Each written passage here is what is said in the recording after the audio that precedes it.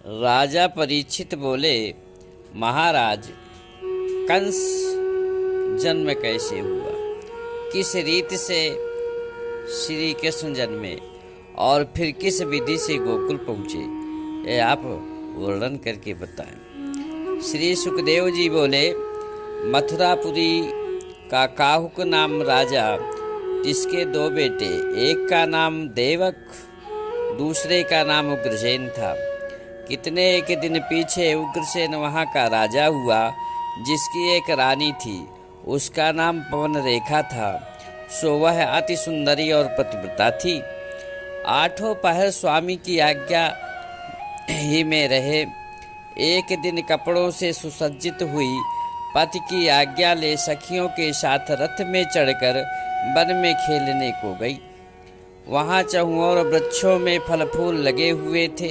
सुगंधित मंद मंद ठंडी ठंडी हवा बह रही थी। रानी दृश्य को देख रथ से उतर चली तो अचानक एक और अकेली भूल से जा निकली। वहाँ द्रुमलिक नामक राक्षस भी संयोग से आ पहुंचा। वह इसके यौवन और रूप की छवि देखकर छक रहा और मन में कहने लगा कि इससे भोग करना चाहिए। निदान तुरंत राजा उग्रसेन का स्वरूप बना रानी के पास जा बोला, तू मुझसे मिल। रानी बोली, महाराज, दिन को काम के लिए करना उचित नहीं, क्योंकि इसमें शील और धर्म जाता है। जब पवन रेखा ने यह कहा तब द्रुमलिक ने रानी का हाथ पकड़ खींच लिया और संभोग किया। इस भांति छल से भोग कर अपना असली रूप धारण कर लिया। रानी अति दुख पा क्रोध से बोली, अरे अधर्मी, तूने यह क्या अनर्थ किया जो मेरे सत को खो दिया। धिक्कार है तेरे माता पिता और गुरु को, जिसने तुझे ऐसी बुद्धि दी। जो नरदेह पाकर किसी का सत भंग करते हैं, सो जन्म जन्म नरक में पड़ते हैं। द्रुमलिक बोला, रानी, तू श्राप मत दे। तेरी कोख बंद देख मेरे मन में बड़ी चिंता हुई। सो आज से हुई गर्भ की आस, लड़का होगा 10वें मास और मेरी देह के स्वभाव से तेरा पुत्र नौखंड पृथ्वी को जीत राज्य करेगा और श्री कृष्ण जी से लड़ेगा। मेरा नाम प्रथम कालनेमी था, तब विष्णु से युद्ध किया था।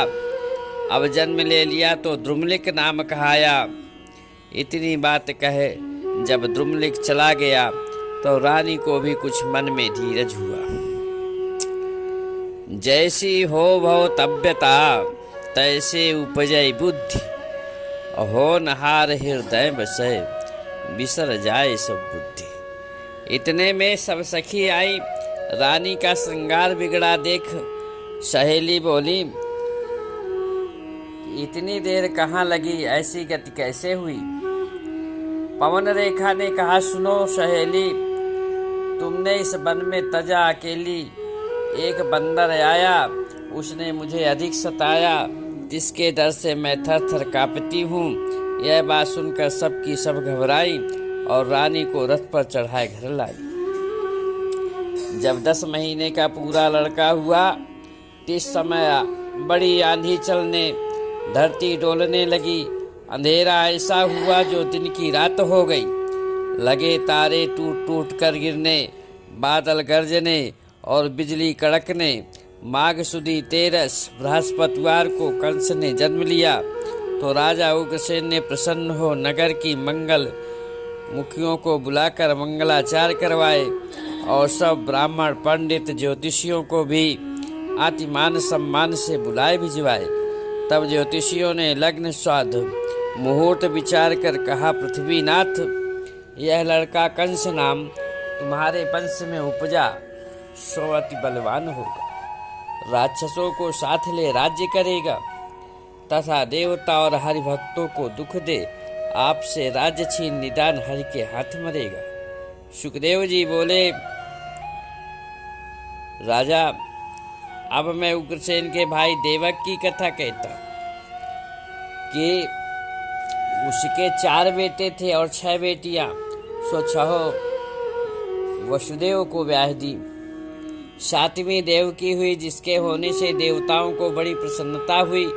उग्रसेन के 10 पुत्रों में सबसे बड़ा कंस ही था। जब से जन्मा तब से वह यह काम करने लगा कि नगर में जाए छोटे छोटे लड़कों को पकड़ लावे और मार डाले। जो बड़े हुए तिनकी छाती पर चढ़ गला घोट जी निकाले। इस दुख से कोई कहीं निकल न पावे। उग्रसेन ने कंस को बुलाकर बहुत समझाया, पर उसके जी में कुछ भी न भाया। निदान जब कंस 8 वर्ष का भया, तब मगध देश पर चढ़ गया। वहाँ का राजा जरासंध बड़ा योद्धा था।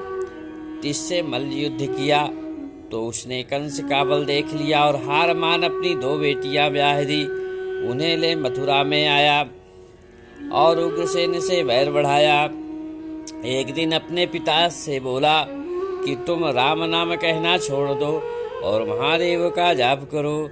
उसने कहा, मेरे तो कर्ता दुखहर्ता वही है, जो उनको ही न जपूंगा तो अधर्मी हो कैसे भवसागर पार होऊंगा। यह सुन कंस ने बाप को पकड़ कर सारा राज्य ले लिया और नगर में दौड़ी फेर दी कि कोई यज्ञ दान धर्म तप और राम का नाम का जाप करने ना पावेगा। तब ऐसा धर्म बढ़ा कि गौ ब्राह्मण हरि के वक्त दुख पाने लगे, धरती बोझ से भरने लगी।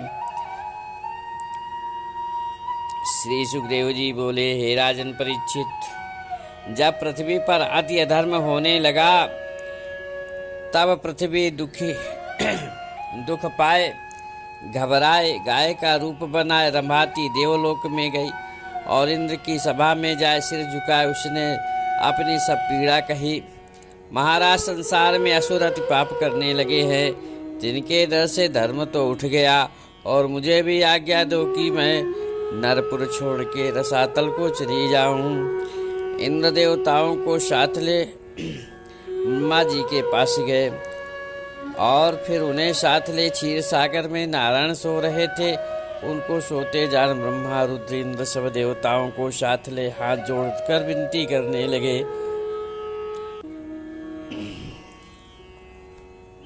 उनकी विनती से जब भगवान प्रसन्न हुए तो आकाशवाणी हुई कि तुम सब देवी देवता ब्रजमंडल में जाए, मथुरा नगरी में जन्म लो। पीछे 4 स्वरूपधर हरि भी वसुदेव के घर देवकी की कोख में अवतार लेंगे और बाल लीला कर नंद यशोदा को सुख देंगे। यह आकाशवाणी सुनकर